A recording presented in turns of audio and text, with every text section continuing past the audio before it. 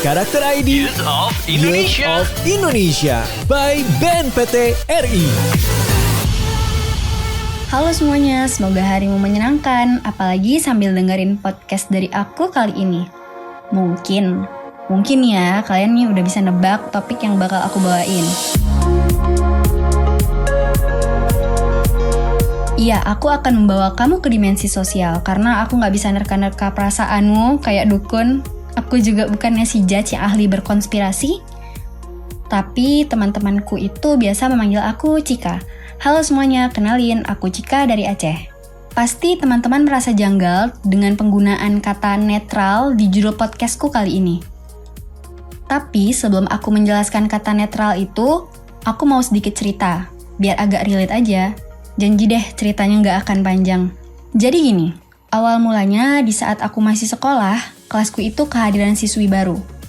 Menurut aku dia itu memiliki wajah yang cantik dan postur badan seperti atlet. Keren lah. Setelah membaur dan berbagi cerita, ya kayak cewek pada umumnya, kami itu mulai gosip bareng lah. Sampai di satu ketika, cerita-cerita yang keluar dari mulut anak baru ini terdengar agak sedikit berlebihan dan gak masuk di akal aku gitu. Menurut aku, di umur segitu, kita itu masih minor untuk tahu hal-hal yang keluar dari mulut dia, yang diceritain tuh kayak gak masuk akal aja. Pokoknya kalau dulu ada cerita yang agak berlebihan gitu, kita bilangnya ketinggian. Setelah itu aku agak sedikit menjauh karena merasa itu energi negatif dan aku gak mau nerima energi negatif itu dari orang. Ya namanya juga bocil ya. Tapi teman-temanku yang lain bersikap seolah-olah keberadaan dia itu gak pernah ada di kelas. Contoh nih, tiap ada kerja kelompok, dia itu pasti jadi orang terakhir yang join grup. Aku juga merasa dia itu mulai risih diperlakukan kayak gitu. Kelihatan banget lah dari raut wajahnya. Aku lupa ya berapa lama dia ada di situasi itu, sampai pada akhirnya kalian tahu apa? Dia pindah sekolah. Padahal dia itu murid baru. Dulu mah belum ada istilah bullying, jadi kami merasa fine-fine aja. Jujur, aku agak sedikit merasa bersalah sih, karena cuma diem aja di situasi itu. Tapi pemikiranku saat itu, aku gak mau ikut campur urusan orang lain dan gak mau dianggap sok pahlawan. Lagian teman-temanku yang lain juga pada diem dan gak ada yang nolongin. Karakter ID. Karakter ID.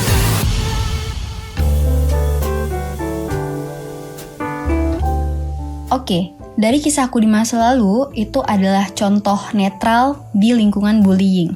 Baik nggak? Ya enggak lah, karena aku membiarkan bullying itu terjadi di sekitar aku. Tahu nggak? Alasan yang memungkinkan untuk jadi salah satu faktor anak baru itu pindah. Ya, karena selain dia merasa dibully dan ada pembuli, ada orang-orang seperti aku yang bersikap apatis. Pokoknya diem aja. Ya karena itu tadi, aku takut merasa dianggap sok pahlawan kesiangan dan berpikir, kalau mereka berantem kan, ya badan dia kan gede, atlet, dia pasti jago lah. Atau sekedar, biarin aja kalau berantem mah urusan guru BK, bukan urusan aku. Sikapku pada saat itu dulu ya, kalau sekarang aku udah mulai sadar kalau perilaku di masa lalu itu salah. Sikapku itu disebut dengan bystander effect. Jadi, bystander effect ini adalah saksi atau pengamat dari individu untuk tidak memberikan bantuan. Mereka itu cuma ngeliat-liat aja dan tidak bertindak untuk membantu menolong orang lain.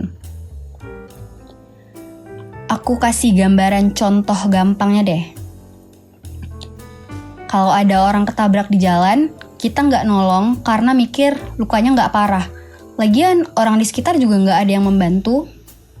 Contoh lain deh. Kayak aku, menyaksikan adanya tindakan bullying yang ada di sekitar kita, tapi aku nggak mencoba untuk menghentikan karena takut dianggap sok pahlawan. Nah, itu contoh gampangnya. Sebenarnya bystander effect ini udah muncul dari 1964. Saat itu, Kitty Genovese dianiaya dan dia tuh berteriak. Ya pastilah, namanya orang dianiaya nggak mungkin dia nggak teriak untuk minta tolong. Tapi pada saat itu ada 38 orang saksi dan beberapa di antaranya tuh ngeliat loh kejadiannya. Tapi gak ada yang nolongin. Miris banget.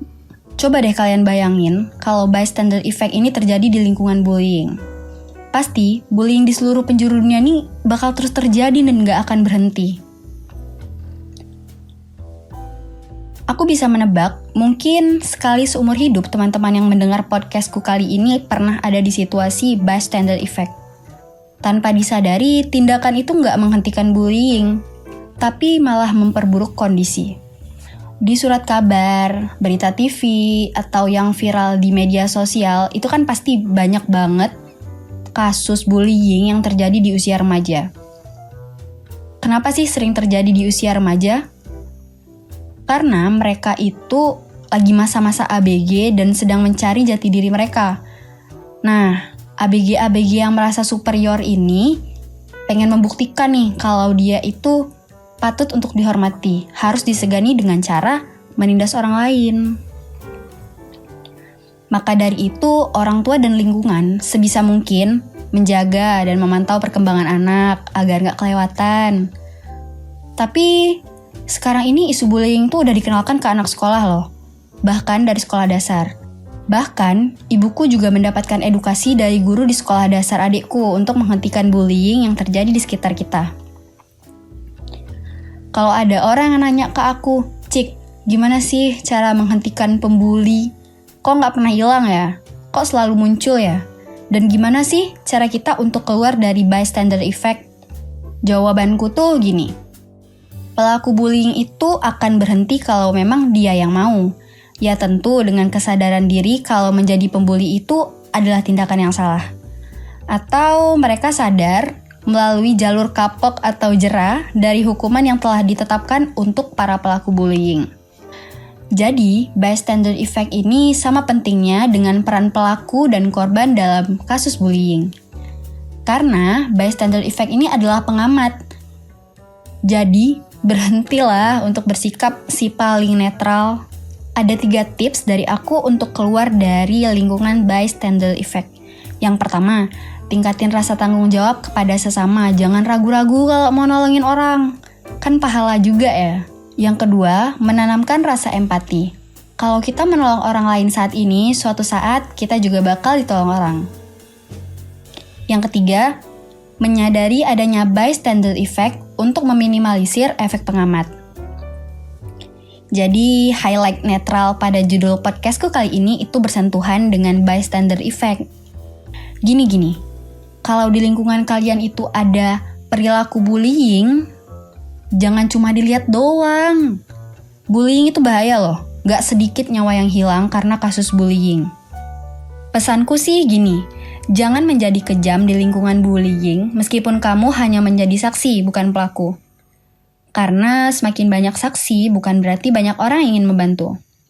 Gimana? Dapet kan poinnya? Dapet kan? Agak berat ya.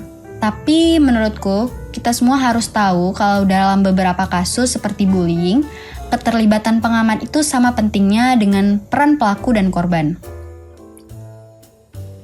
Meskipun bystander effect ini jarang dibahas, topik ini fix harus viral. Kenapa? Karena di luar negeri, mereka itu udah aware banget dengan bystander effect. Tunggu deh, aku kepanjangan gak sih ngomongnya? Semoga enggak ya. Tapi ya udah deh, segitu aja bincang bareng aku kali ini. Semoga bisa memberikan insight baru buat kita semua. Aku Cika pamit sadar diri. Ulang. Maksud aku tuh, aku Cika pamit undur diri. Dadah semuanya. Karakter ID Youth of Indonesia by BNPT RI.